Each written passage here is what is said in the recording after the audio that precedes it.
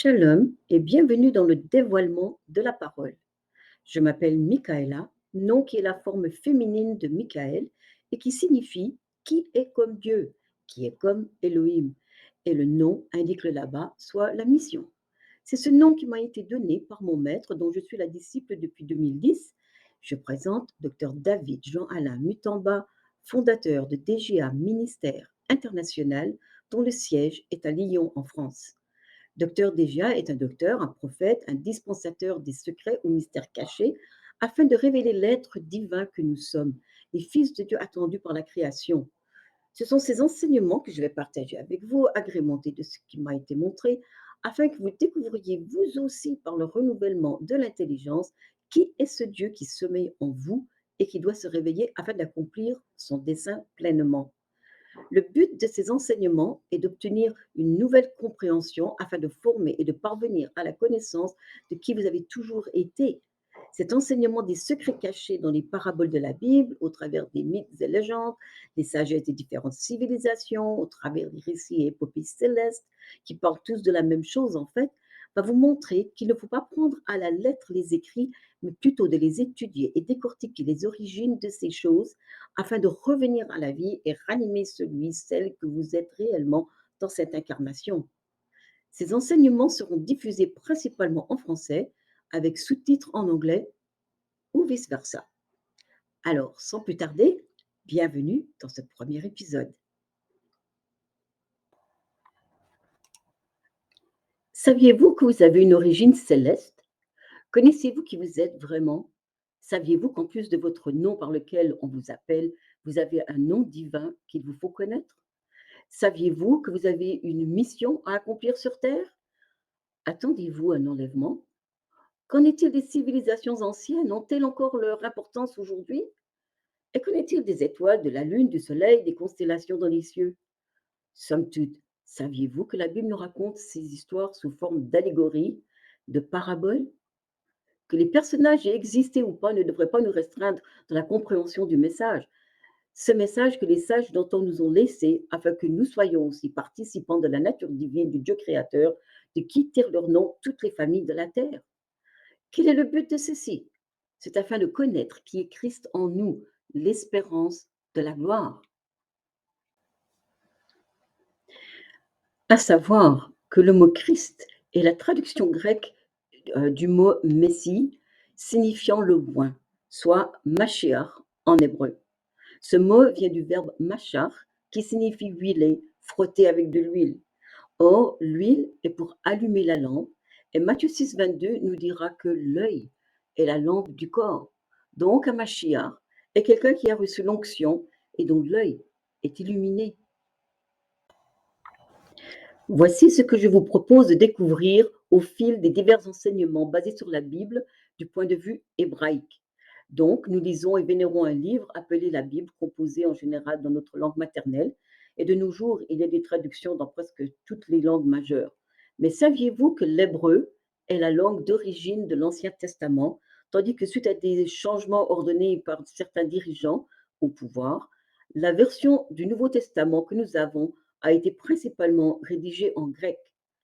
Sachant que chaque pays a son histoire, dans la Bible, les récits sont adressés principalement à Israël, à son peuple et à ses rois. Or, nous ne pouvons lire et citer la Bible sans être conscients que nous nous greffons à l'histoire d'un autre peuple et de son Dieu. Sachant cela, les bases que je vais poser au cours des prochaines vidéos sont là pour bien comprendre qu'on ne peut approcher le texte sans ces outils d'étude.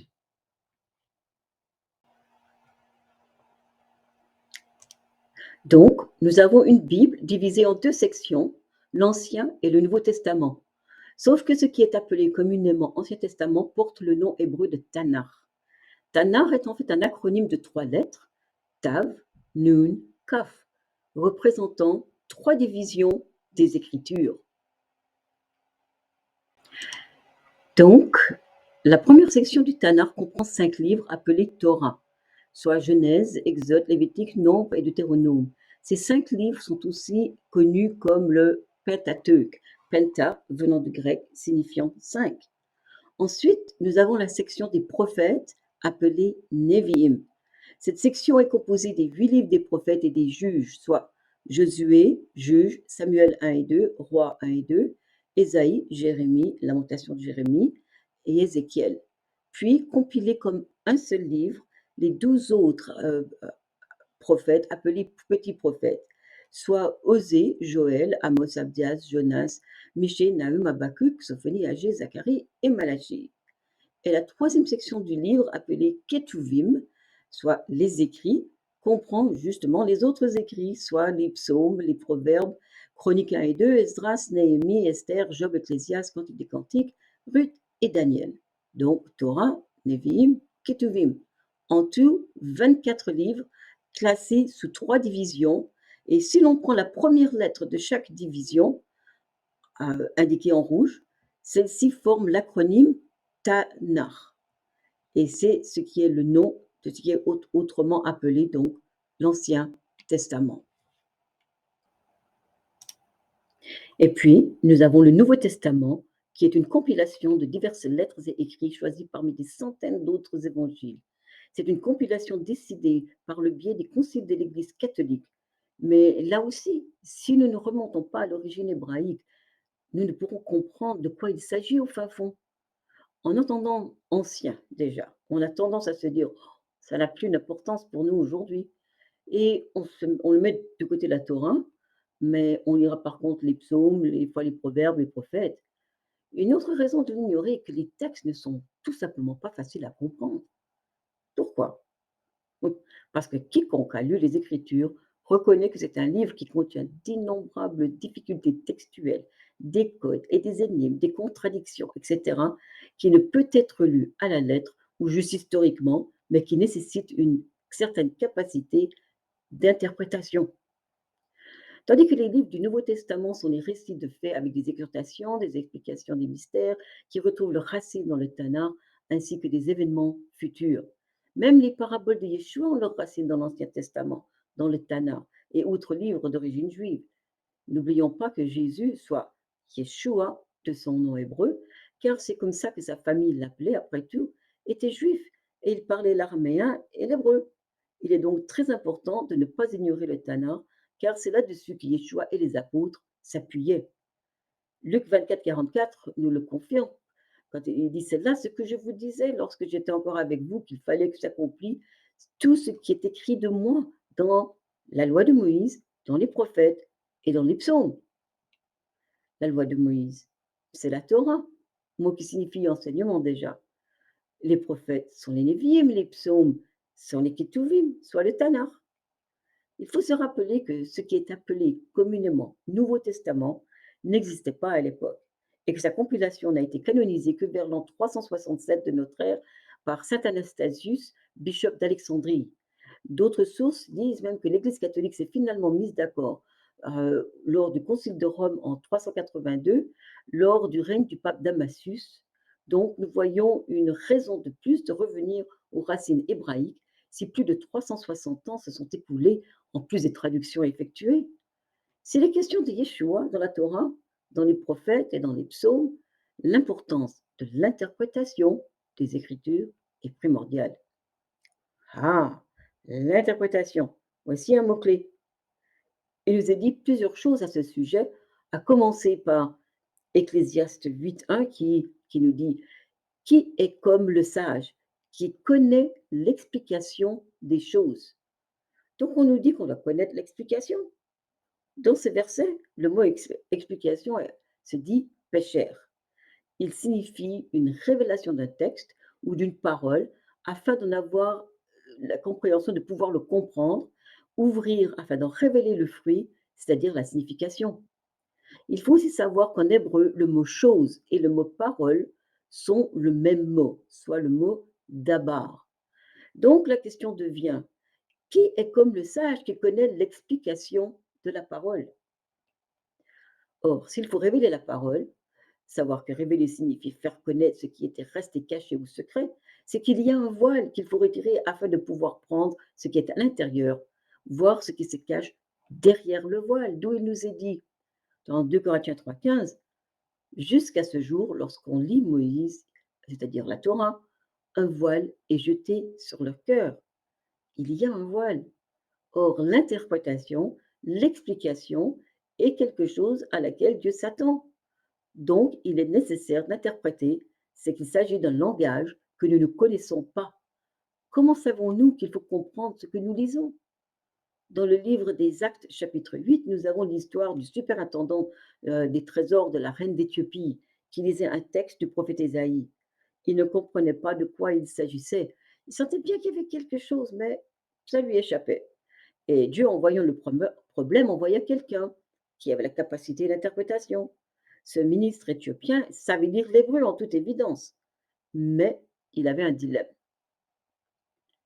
Il nous dit, acte 8, 29 à 31. L'Esprit dit à Philippe, avance et approche-toi de ce char. Philippe accourut et entendit l'Éthiopien qui lisait le prophète Isaïe et il lui dit, comprends-tu ce que tu lis? Et il répondit, comment le pourrais-je si quelqu'un ne me guide? Et il invita Philippe à monter et à s'asseoir avec lui. Dans ce texte traduit du grec, le mot guide est défini selon le dictionnaire Strong comme quelqu'un qui enseigne, quelqu'un qui montre le chemin, un enseignant de ceux qui sont dans l'ignorance et sans expérience. Or, en son temps, Yeshua dit, je suis le chemin, la vérité et la vie. Le chemin, donc il est un enseignant qui interprète, c'est-à-dire qui donne l'explication de ce qui est écrit et qui instruit concernant les choses qui appartiennent au salut, à la gloire de Dieu et à la vie éternelle. C'est exactement ce qu'il faisait avec ses disciples. C'est pour ça que l'hébreu biblique, de même que le grec, est bien plus complexe qu'une simple traduction du langage. Il faut l'étudier afin de l'interpréter. Il exige des explications afin de l'enseigner. En hébreu, les lettres contiennent une vie en elles. Chaque lettre a sa puissance et son secret, son code, et de ce fait les mots aussi. Et même plusieurs lettres sont composées d'autres lettres, car tout en Dieu est unité, c'est un. Tout concourt au bien, au bon. Ainsi, dans la création, Dieu vit que ce que ses paroles avaient créé était bien, était bon. Mais ces lettres ont un autre aspect codé, car elles sont aussi des chiffres en hébreu. Et la science des valeurs de ces chiffres est appelée gématria. Dans Apocalypse 13, on nous dit même que celui qui a de l'intelligence, qu'il sache calculer. Alors, il y a la valeur ordinale qui comprend les chiffres de 1 à 22. Il y a la valeur numérique qui prend le dessus à partir de la 10e lettre et se compte alors par dizaines, soit 20, 30, 40, 50, etc., jusqu'à 1000. Et une troisième façon de calculer est ce qu'on appelle la valeur épelée. Celle-ci calcule la valeur de chaque lettre appelée individuellement dans un mot. Par exemple, prenons la lettre Lamed. Son emplacement dans l'alphabet est à la 12e place, ce qui fait que sa valeur ordinale est 12. Sa valeur numérique dans l'alphabet devient 30 et la valeur épelée du mot Lamed, qui signifie étude, devient 74. Maintenant, si nous avons un autre mot qui a la même valeur que l'un de ces chiffres, ils sont dits avoir le même poids dans la balance et sont reliés, connectés. Ainsi, si nous prenons le mot commencement, tel que dans Genèse 1.1, Réchit, la valeur numérique est 74 également. L'interprétation serait au début et l'étude. Mais s'il y a un commencement, il y a une fin. Dans Apocalypse 22.13, le Seigneur dit « Je suis le commencement et la fin ». Le mot fin est ketz en hébreu et sa valeur numérique est 37. La sagesse, ou rochma en hébreu, a aussi une valeur numérique de 37. Il y a donc une relation entre ces deux mots. Ainsi, on peut dire à la fin est la sagesse. Et on sait bien qu'on ne devient pas un sage du jour au lendemain. Donc, au commencement est l'étude et à la fin est la sagesse.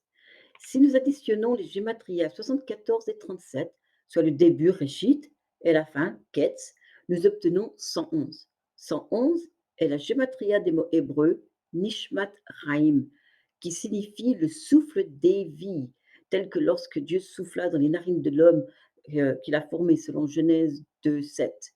Puis, nous avons un autre 74 et 37, avec l'étude et la sagesse, qui revient aussi à 111.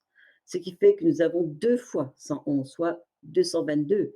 qui est la valeur numérique de barak, qui signifie bénir.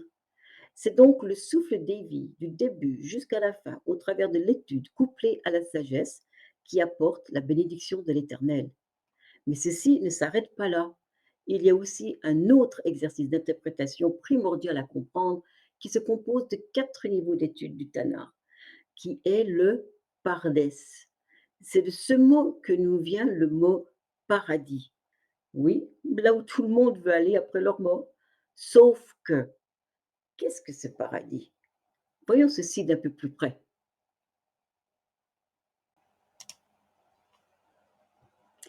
Pardes ou paradis, soit jardin, est l'acronyme de 4 niveaux de lecture, de compréhension du texte. Ceux-ci sont: premier niveau, le pshat, la lecture littérale du texte en noir sur blanc. Il s'agit des récits historiques tels que nous les lisons, sans plus ni moins.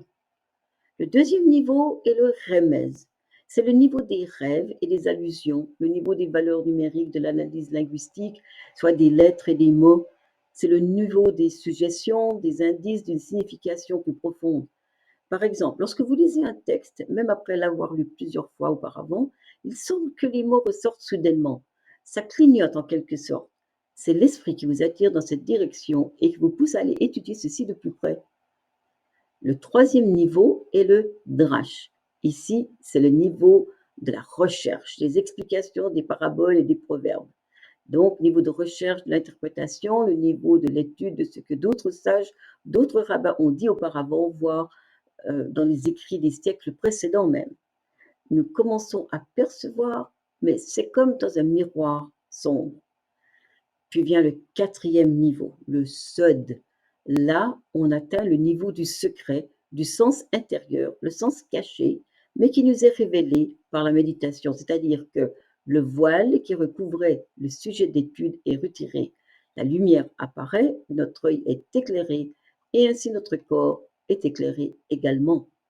La valeur numérique du mot sod est aussi d'une grande importance à retenir. C'est le nombre 70, comme nous le verrons au fur et à mesure. La Torah ou les prophètes ou les écrits auxquels se réfère Yeshua sont écrits sur des rouleaux de parchemin. Et le premier voile à retirer symboliquement est ce qui recouvre les rouleaux, comme on voit sur l'image.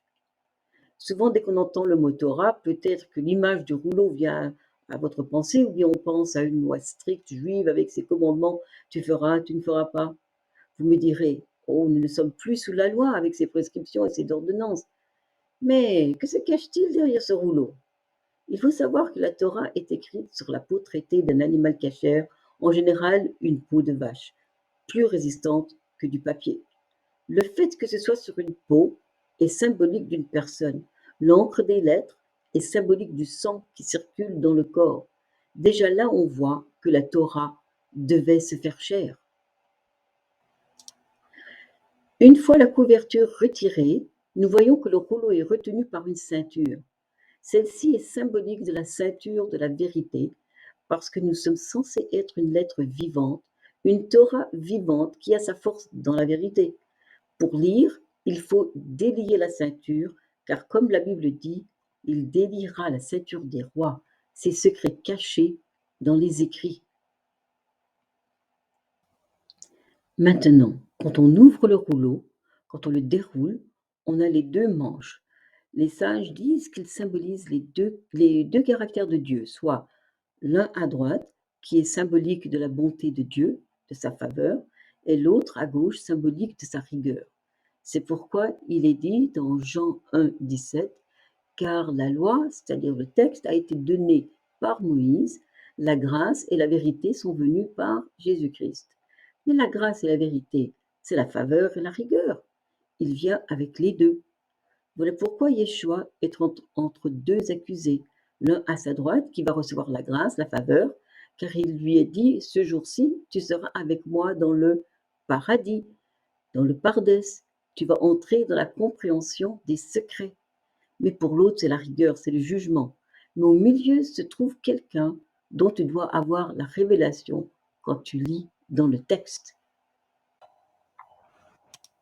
Ce rouleau est tel un miroir Et on ne doit pas se limiter à la lettre du texte, mais on doit chercher ce qui nous concerne dans le texte. Comment?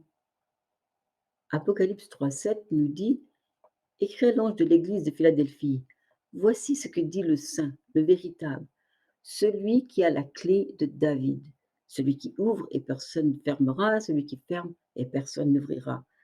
De quoi s'agit-il? Que doit-on ouvrir ou fermer? Il s'agit du secret, du mystère caché jusque-là, du sode réservé à ceux qui l'aiment. C'est l'Éternel qui donne la clé. Or, la clé, c'est-à-dire l'outil qui sert à ouvrir ce qui est fermé et fermer ce qui est ouvert, se dit mafteach, qui vient du mot patach, signifiant ouvrir. Et la valeur numérique de mafteach est de 528. Or, 528, c'est 24 fois 22, soit 22 lettres d'alphabet à travers les 24 livres du Tanakh, comme nous avons vu avant. Apocalypse 1,8 dit: «Je suis l'alpha et l'oméga, dit le Seigneur Dieu, celui qui est, qui était et qui vient, le Tout-Puissant.» Alpha et oméga sont des lettres grecques, sauf qu'en hébreu, il n'aurait pas dit alpha et oméga, mais je suis l'aleph et le tav, soit la première et la 22e lettre de l'alphabet hébraïque. Il vient dire en fait: je suis toutes les lettres de l'aleph au tav, ou je suis la parole. Jean 1,1 nous rapporte: au commencement était la parole, et la parole était avec Dieu, et la parole était Dieu. Et Apocalypse 19,13 nous dira: son nom est la parole de Dieu. Il nous sera même rapporté dans Hébreu, le paraphrasé du psaume 40, dans Hébreu 10, verset 7. Alors j'ai dit: voici, je viens. Dans le rouleau du livre, il est question de moi pour faire, ô Dieu, ta volonté. Dans le rouleau du livre, il est question de chacun de nous pour travailler et faire la volonté de Dieu.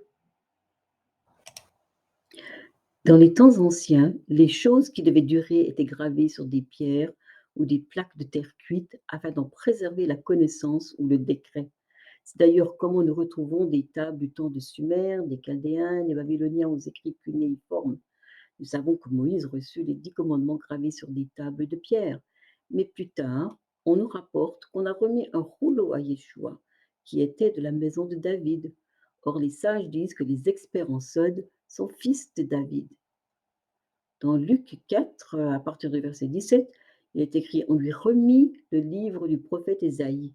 L'ayant déroulé, il trouva l'endroit où il était écrit: l'Esprit du Seigneur est sur moi, parce qu'il m'a oint pour annoncer une bonne nouvelle aux pauvres. Il m'a envoyé pour guérir ceux qui ont le cœur brisé, pour proclamer aux captifs la délivrance et aux aveugles le recouvrement de la vue, pour renvoyer libres les opprimés, pour publier une année de grâce du Seigneur. Et ensuite, il roula le livre. Il le remit au serviteur et s'assit. Donc, il avait en main un rouleau, soit la Megillah des prophètes, du prophète Ésaïe en l'occurrence, et non des écrits sur de la pierre. Ainsi, le rouleau est couvert d'une protection, d'un voile, comme on a vu. Il faut donc le retirer et dénuder. À l'instar du roi David, nous aussi, nous devons dire à Dieu, comme dans Psaume 119, 18: ouvre mes yeux pour que je contemple les merveilles de ta loi. Dénude mes yeux, retire le voile. Le rouleau, Megillah, est fait pour que nos yeux soient ouverts, gala, dénudés. Et ceci se fait alors que nous sommes initiés ou instruits. C'est pour ça que, en revenant au psaume 40, versets 8 et 9, alors je dis: voici, je viens avec le rouleau du livre écrit pour moi. C'est un rouleau du livre écrit pour vous aussi. Je veux faire ta volonté, mon Dieu. Ta loi est au fond de mon cœur. Et sa volonté, c'est entre autres, selon Éphésiens 1, 9 à 10, nous faisons connaître le mystère de sa volonté, selon le bienveillant dessein qu'il avait formé en lui-même, pour le mettre à exécution lorsque les temps seraient accomplis, de réunir toutes choses en Christ, en Mashiach, celles qui sont dans les cieux et celles qui sont sur la terre. Mais une fois le voile symboliquement retiré de dessus le rouleau, nous y trouvons les deux manches enroulées de parchemin et retenues par une ceinture. On a dit que ceci est symbolique de la ceinture de vérité, comme il nous est dit dans Éphésiens 6, d'avoir la ceinture de vérité à nos reins. Donc les reins sont connectés à la vérité. Or, les reins au naturel filtrent l'eau. Et il nous est dit que l'eau, c'est la parole qui lave.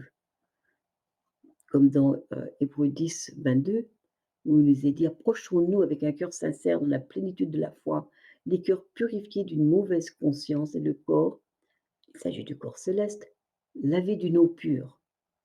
Et Éphésiens 5, 26 nous dira: «Afin de la sanctifier par la parole, après l'avoir purifiée par le baptême d'eau», c'est-à-dire dans les eaux de l'espérance.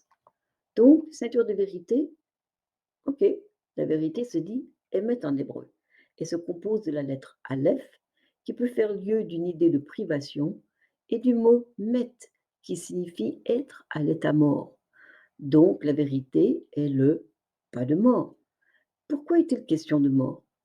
Parce qu'en toute évidence, Paul parlait à des gens lorsqu'il déclara dans Colossiens 3, 2 à 3: affectionnez-vous aux choses d'en haut et non à celles qui sont sur la terre, car vous êtes morts et votre vie est cachée avec Mashiach, avec Christ en Dieu. Si nous délions la ceinture autour du rouleau, ça signifie que la voie est ouverte pour que nous puissions trouver à l'intérieur du rouleau la clé pour accéder à ce pas de mort, c'est-à-dire à la vie. Nous pouvons ouvrir le rouleau et accéder au secret des rois à l'intérieur en utilisant la clé des secrets. D'où le roi David déclare dans le psaume 119, verset 130: la révélation de tes paroles est claire. Elle donne de l'intelligence aux simples. La révélation, qui est le mot hébreu patach, signifie plutôt l'ouverture de tes paroles est claire. Il y a dévoilement et la lumière paraît. En plus, il y a renouvellement de l'intelligence. N'est-ce pas là ce qui nous est commandé? Romains 12, 2 nous dit: ne vous conformez pas au siècle présent, mais soyez transformés par le renouvellement de l'intelligence, afin que vous discerniez quelle est la volonté de Dieu, ce qui est bon, agréable et parfait.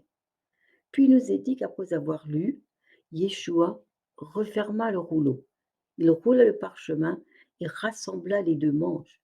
Cela m'a fait penser à Ésaïe 51, au verset 16, où il est dit: je mets mes paroles dans ta bouche et je te couvre de l'ombre de ma main pour étendre des nouveaux cieux et fonder une nouvelle terre. Et pour dire à Sion, tu es mon peuple. Les cieux ici sont symboliques de notre pensée qui parvient à la connaissance des secrets, ces trésors de sagesse, de connaissance trouvés en Mashiach. Colossiens 2, 2 à 3 disent: afin qu'ils aient le cœur rempli de consolation, qu'ils soient unis dans la charité et enrichis d'une pleine intelligence pour connaître le mystère de Dieu, savoir Christ, savoir Mashiach, mystère dans lequel sont cachés tous les trésors de la sagesse et de la science. C'est aussi le principe de l'ouverture des 7 sceaux dans le livre de l'Apocalypse, mot grec, comme on l'a dit, qui signifie apo, retrait, et pas de et, calypse, qui vient du grec kalypsis, signifiant ce qui est dissimulé, ce qui est couvert. Donc, Apocalypse, retrait du voile sur ce qui est caché, instruction et divulgation de la vérité, et non pas quelque événement catastrophique comme Hollywood nous a fait croire dans ses films. Mais le livre de l'Apocalypse, le livre qui ôte le voile, nous dit dans Apocalypse 6, 14: le ciel se retira comme un livre qu'on roule, donc un rouleau. Quel est le ciel que l'on roule ainsi comme un livre pour l'ouverture ou pour la fermeture? Pour cela, il faut aussi aller voir dans le livre de la Genèse. Genèse 1, 6 à 8 nous dit: Dieu dit qu'il y ait une étendue entre les eaux et qu'elle sépare les eaux d'avec les eaux.